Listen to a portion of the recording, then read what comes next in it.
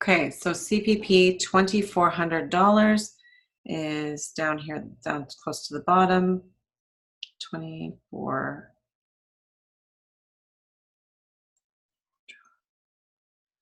2390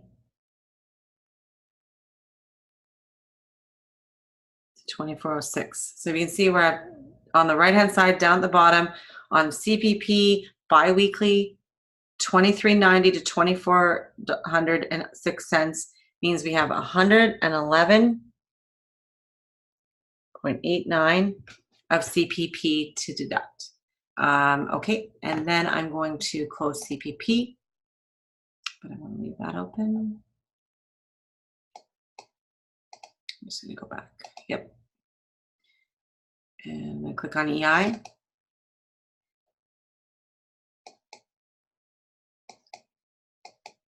Make it bigger. Same idea. EI. EI doesn't have a pay frequency thing, so it's just one chart, no matter what. And let's find 2400.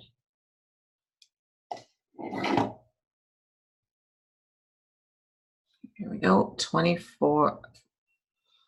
Draw 23.99.71 to 2,430 cents. So 39.84.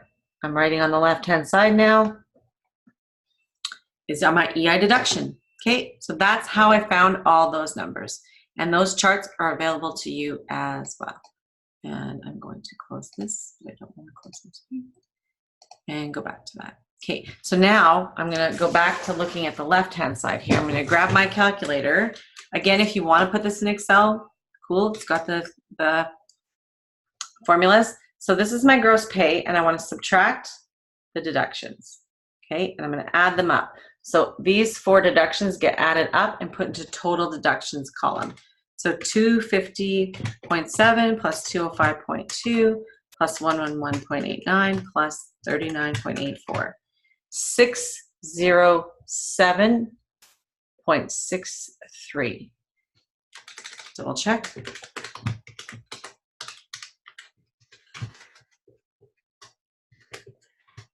$7.63. But I'm going to take that number away from 2,400. So I got paid 2,400, but I have to, they're withholding 607 from my pay, which is, means 2,400, 607.63. Means Sally gets to keep $1,792.37. Okay, so then you're going to do exactly what I just did a few more times for each employee, and you're going to list them here, and then you're going to total them. Okay, now how to do the journal entry.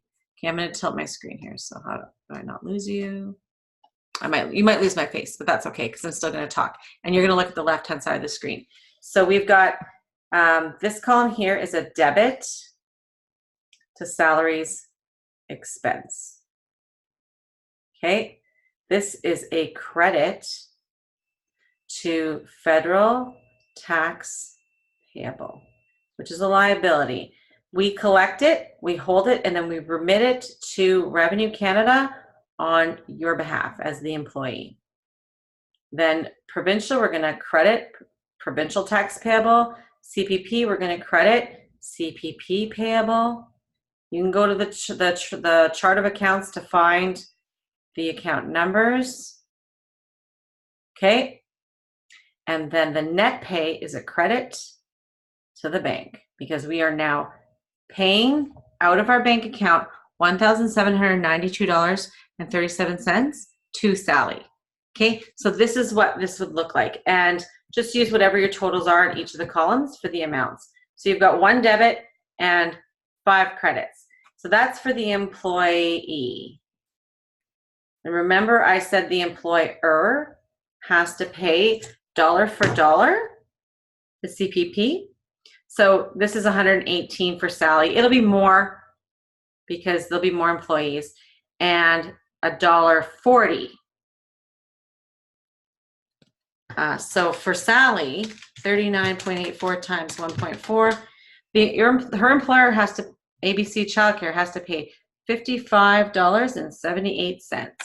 Okay, and what that journal entry will look like, sorry, I'll do this again, is a credit to see, sorry, let's start with a debit. I do tell you in format, debits come first. Debit, CPP expense for that dollar value here, and credit, CPP payable.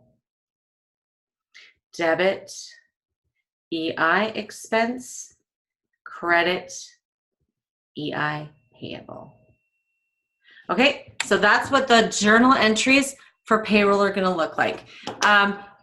You don't have to remit any money. So the CPP, EI, and the taxes that we're withholding off of the paychecks get paid to Revenue Canada once a month, and it's due by the 15th of the following month. So all these deductions that we have in January don't have to get paid until February 14th. So you won't actually see a remittance of payroll until assignment number 3. So for today, this is the extent of the journal entries you have to do for payroll. Okay, and if we go back up to what was required here, that's it. That is the main idea behind what we have to do on assignment number 2. Okay, so I think I'm gonna cut it off there. Just like I said, I want these lectures to be as informative as possible, but not be too lengthy and make it manageable for you. I do want you to take them seriously though. Like, don't skip over them. Anytime I've heard a question, I've thought to myself, I do think I talked about that in the lecture. So sometimes you might have to watch it, and then when you're doing the assignment, feel free to pop in and just watch this last little section of the assignment of the lecture again, because I've kind of just laid it out. And so of course it seems simple to me because I'm an accountant, but I don't expect it to be as simple to you guys. So just take the time to give it a shot. And if you run into trouble, you're not sure, ask for help. What I do tell people in assignment 1 and 2 especially is, because if you remember in lecture 1, I said the general journal is where you do all the work. If you do the journal, you're not 100% sure, before you post to the ledger, if you want to email me to my assiniboine.net email, your journal, and say, hey, Rochelle, can you check this over and make sure I'm on track before I keep going? Happy to do that. No question. So just feel free to do that anytime you like. Ask any questions you need. Okay, so I'm going to end that here.